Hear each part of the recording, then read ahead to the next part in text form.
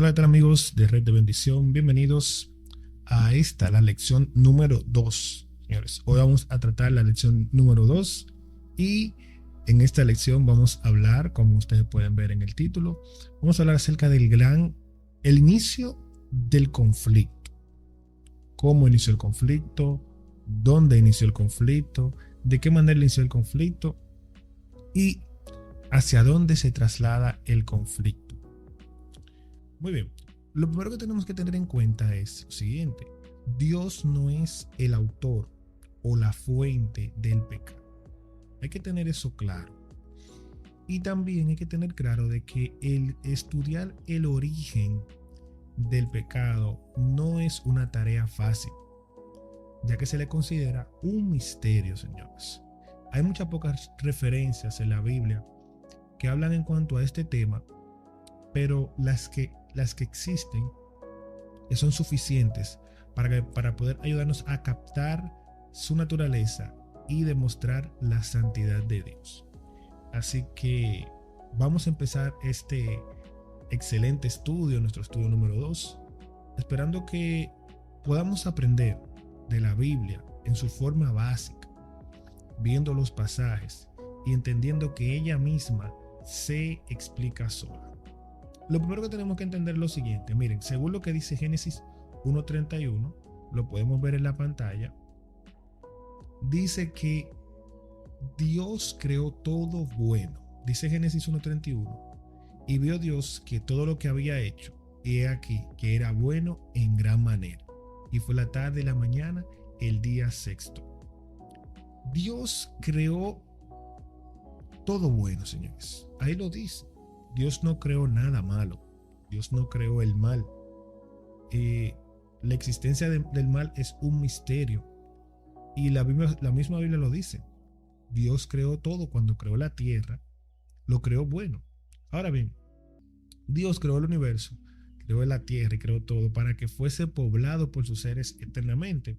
Noten lo que dice el libro de Job, el capítulo 34, 38, los versículos del 4 al 7. Dice: ¿Dónde estabas tú cuando yo fundaba la tierra? Házmelo saber si tienes inteligencia. ¿Quién ordenó sus medidas? Dímelo si lo sabes. ¿O quién extendió sobre ellas cordel? ¿Sobre qué está fundada sus bases? ¿O quién puso su piedra angular? Cuando alababan todas las estrellas del alba y se regocijaban todos los hijos de Dios. Este versículo nos da a entender de que en la creación todos alababan, todos glorificaban a Dios, porque Dios creó el ser humano para que habitara en lo bueno que Dios había creado. Dios creó el ser humano para que éste pudiera vivir eternamente en esta maravillosa creación que Dios había hecho, dándonos a entender de que realmente Dios hizo todo bueno. Todo. Ahora bien, esta felicidad o esto que Dios creó sería garantizada si las criaturas creadas vivían de acuerdo a las leyes morales que el Creador había establecido. Como lo podemos ver en el libro de Isaías. Mira, vamos a mucha Biblia hoy. En Isaías 24, del 4 al 6 dice: destruyó, cayó la tierra, enfermó, cayó el mundo, enfermaron los altos pueblos de la tierra, y la tierra se contaminó bajo sus moradores.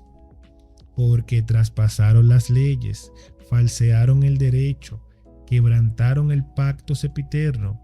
Por esta causa la maldición consumió la tierra, y sus moradores fueron asolados. Por esta causa fueron consumidos los habitantes de la tierra, y disminuyeron sus hombres. ¿Cuál fue la causa? Traspasaron las leyes de Dios.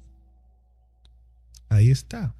Cuando se traspasa la ley de Dios, cuando la creación se rebela contra la ley del Creador, es precisamente cuando entra el pecado.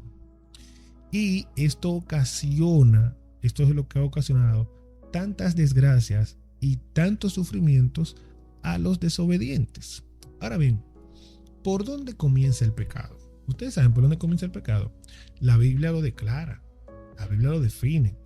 El pecado dice aquí que El primero en ser rebelde, como lo vimos, que recuerden, por la desobediencia a los preceptos de Dios, los rebeldes, el primer rebelde o el primero en ponerse en contra de la ley de Dios, de los mandamientos de Dios, fue lo que se conoció en ese momento como Lucifer. Eso lo podemos ver en el libro de Ezequiel, capítulo 28, versículo 14. Nota lo que dice. Tú, querubín grande, protector, yo te puse en el santo monte de Dios. Allí estuviste, en medio de las piedras de fuego te paseabas. Perfecto eras en todos tus caminos, desde el día que fuiste creado, hasta que se halló en ti maldad. A causa de la multitud de tus contrataciones fuiste lleno de iniquidad y pecaste. Mírenlo ahí. Se halló en él la maldad, se halló la iniquidad y pecó. Porque por eso yo te eché del monte de Dios y te arrojé de entre las piedras de fuego, oh querubín protector. Se enalteció tu corazón a causa de tu hermosura, corrompiste tu sabiduría a causa de tu esplendor. Yo te arrojaré por tierra, delante de los reyes te pondré para que miren a ti. O sea, aquí está hablando directamente de lo que en ese momento se conocía como Lucifer.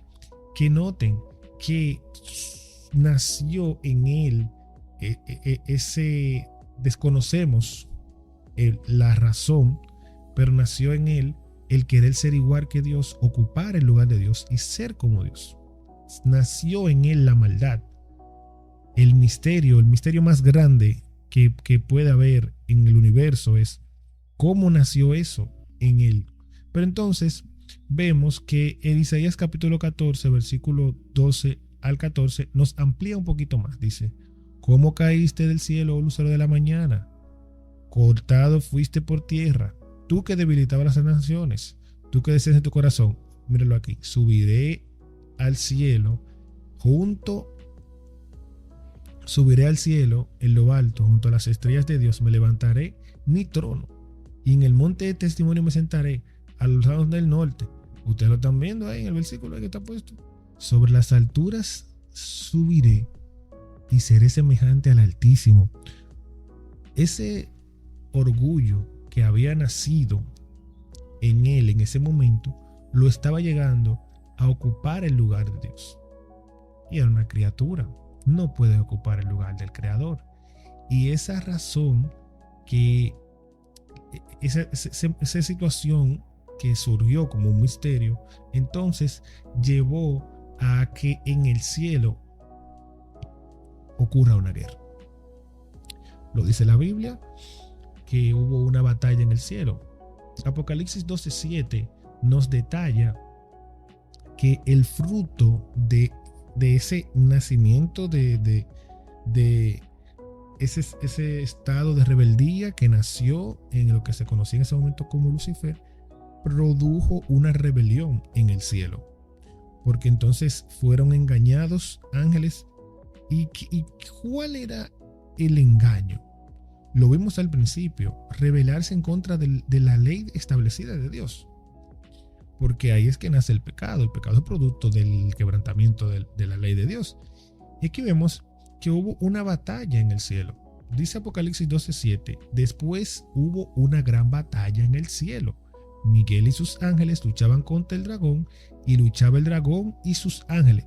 O sea, el dragón, ahí podemos ver el dragón, aunque no dice obviamente que luchaban contra Lucifer, pero lo podemos ver en otros pasajes. Pero si había una batalla en el cielo, había un conflicto contra el dragón. ¿Quién es el dragón? Entonces aquí dice, y sus ángeles. O sea, el dragón tenía ángeles también. Dice entonces que arrastró, esto lo vamos a ver más adelante. Dice que en Apocalipsis 12:7 enseña como resultado la rebelión que se desató en el cielo. Y la gran mentira fue una estrategia. Señores, la mentira fue la base. Hay muchas personas que plantean cómo fue la batalla en el cielo, si fue una batalla con poderes, si fue una batalla de cosas. Yo pienso que fue una batalla del pensamiento, de toma de decisión. Sí se puso tenso, pero aquí nos dice de que la mentira fue lo que reinó. Dígase que se propagó una mentira, un cambio en la mente, un ataque al pensamiento, a la toma de decisión, a la capacidad que tenían los ángeles de decidir a ese libre albedrío con el cual Dios los había creado, entonces ahora la mentira que fue sutil estaba propagándose, y en ese sentido entonces se armó una rebelión en el cielo. ¿Cómo podemos ver que es la mentira? Noten lo que dice aquí Juan 8:44. Juan 8:44, noten lo que dice: vosotros sois de vuestro padre el diablo, y los deseos de vuestro padre queréis hacer. Él ha sido homicida desde el principio, y no ha permanecido en él la verdad, porque no hay verdad en él. Cuando habla mentira, de lo suyo habla, porque él es mentiroso y padre ¿de qué? Padre de la mentira. Ahí lo podemos ver.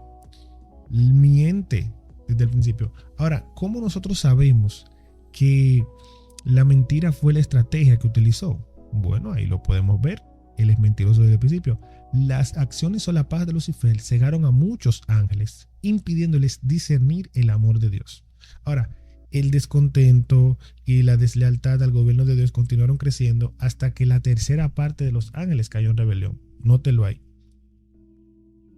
Y su cola, el dragón, arrastraba la tercera parte de las estrellas del cielo y las arrojó sobre la tierra. Y el dragón se paró frente a la mujer que estaba por la luz a fin de devorar a su hijo tan pronto como naciese.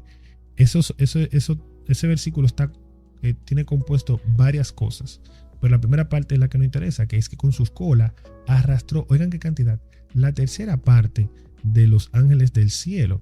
Eso nos da a entender de que su engaño en el cielo afectó la mente, el pensamiento de muchos ángeles, y ellos tomaron su decisión, decidieron unirse y decidieron entrar en batalla.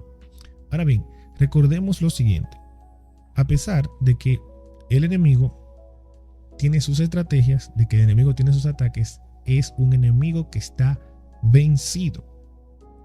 Existe un grupo de versículos que nos dan a entender de que ya está vencido. Ahí podemos ver Apocalipsis 12:9, 12:10, 12:12 y 12:13.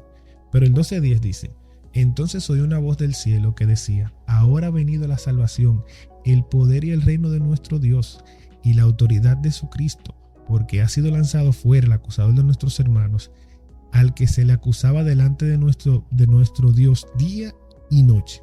O sea, que, bueno, aquí le voy a leer también Apocalipsis 12:11, que dice: y ellos le han vencido por medio de la sangre del Cordero y de la palabra del testimonio de ellos, y menospreciaron sus vidas hasta la muerte. A través de la sangre de Cristo que nosotros podemos vencer. Es a través de la sangre de Cristo que nosotros podemos tener esperanza, y es la única forma en la cual nosotros podemos vencer. Ahora bien, hemos planteado el escenario. Recapitulamos. En el cielo inicia el nacimiento en un ángel de orgullo, nace con la mentira, engaña a un grupo de ángeles, se arma una batalla en el cielo. Entonces, dice que esta batalla, este conflicto, entonces se traslada a la tierra. ¿Dónde lo dice? Mira, Apocalipsis 12:9 dice: y fue lanzado fuera el gran dragón, la serpiente antigua. Mírenlo aquí. Aquí lo dice. El gran dragón, mírenlo ahí, que se llama Diablo y Satanás, el cual engaña al mundo entero, y fue arrojado a la tierra y sus ángeles fueron arrojados con él. O sea, el conflicto del cielo, que ocurrió en el cielo, ahora se traslada a la tierra. Pero recuérdense que en el principio Dios creó todo bueno. La creación de la tierra no tiene nada que ver con la rebelión del cielo. La rebelión se da en el cielo, y Dios creó todo bueno en gran manera. Ahora bien, cuando el enemigo, Satanás, es echado a la tierra, no es echado a la tierra en el sentido de que sí va a ser su hábitat, o en el sentido de que, ok, sino que en ese momento la tierra, al ser un lugar bueno, al ser un lugar que Dios había recién creado, fue una oportunidad para que Satanás, oigan bien, para demostrarle a Satanás que el mundo bueno que Dios había creado era un mundo que obedecía a Dios. Fue creado bueno. Todo bueno de gran manera. Por eso a Adán y Eva se le puso una prueba. Una prueba que definiría realmente, su obediencia a Dios. Ahora bien, recuerden que estamos ante un adversario que engañó a los ángeles. Muy sutil el engaño, y este engaño, al Adán y Eva ser creados como criaturas que tomaban decisiones, criaturas que eran libres, entonces eso daba la posibilidad de que tomaran sus propias decisiones. Dios creó todo bueno en gran manera, y así sucedieron las cosas. Ahora estamos involucrados nosotros en este conflicto. Adán y Eva eran felices y libres. El Edén era perfecto. Dios quería que la tierra fuese poblada por los seres santos que había creado, fieles en armonía, fieles en tranquilidad y fieles en todas las cosas que Dios había creado. Cuando se habla de que el mal se traslada a la tierra, muchas personas cuestionan esto, de por qué está el mal en la tierra, pero no era el propósito de Dios, nada de eso, porque Dios creó a Adán y Eva libres, independientes, para que tomaran sus propias decisiones. Y esta libertad fue la misma libertad con la que fueron creados los ángeles. Entonces, vemos aquí que Dios no tiene, o no es la culpa de Dios, que Adán y Eva pequen.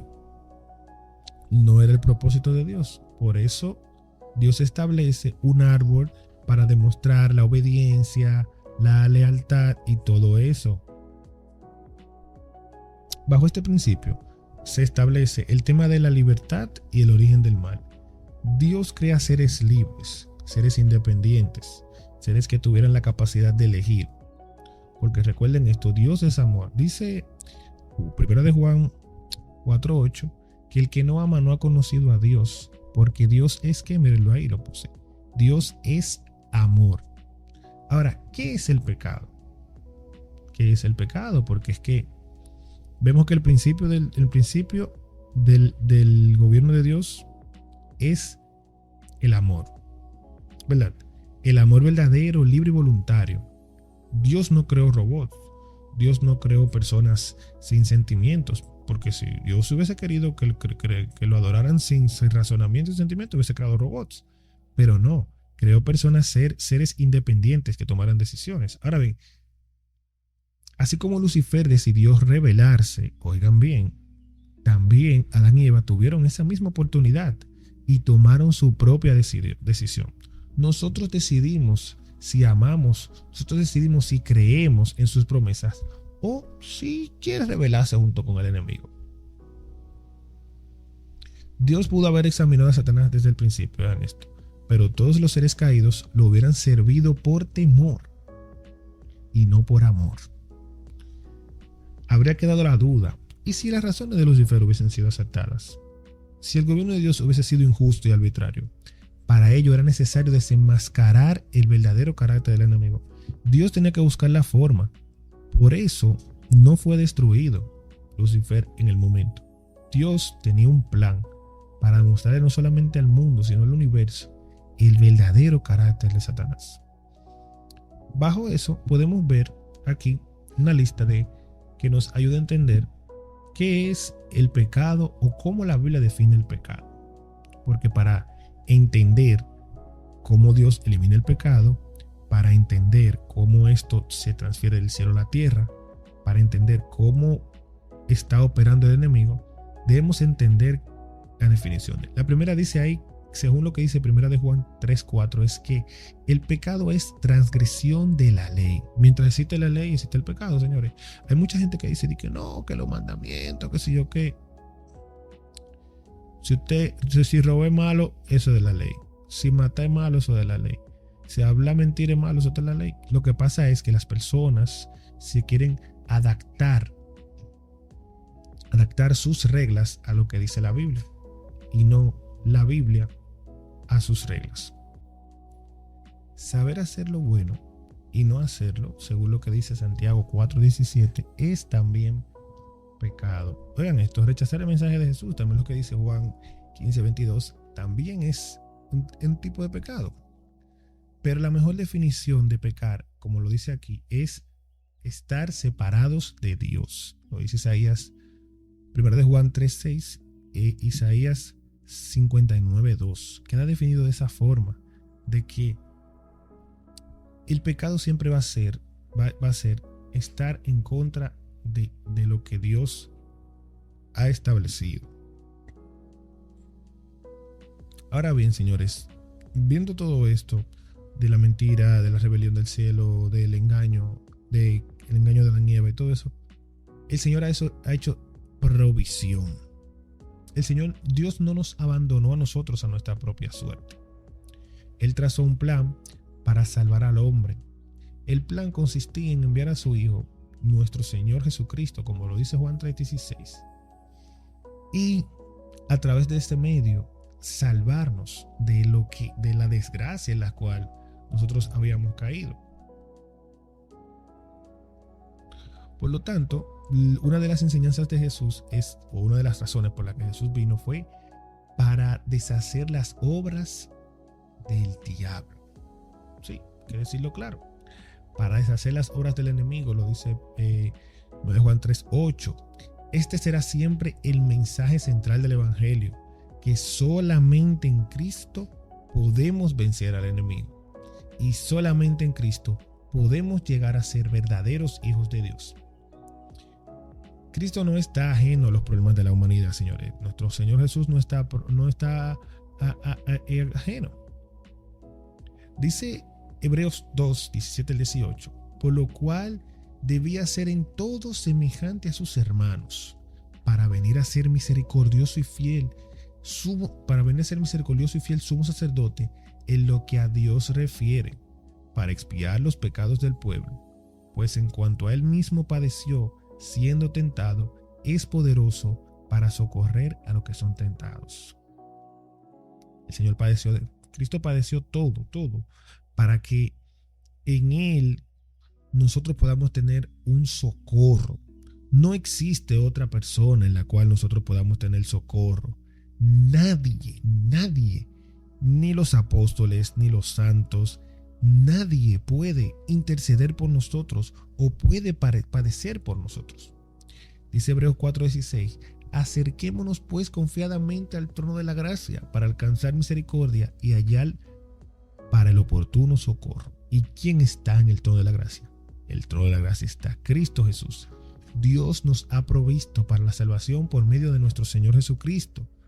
De nosotros depende la decisión final. Dios, en su infinito amor, quiere librarnos de las consecuencias fatales del pecado. Dios quiere darnos la libertad del pecado. Ahora, esta situación, como lo hemos visto, del origen del pecado, de dónde se mueve, Señor, eso va a llegar a su fin algún día.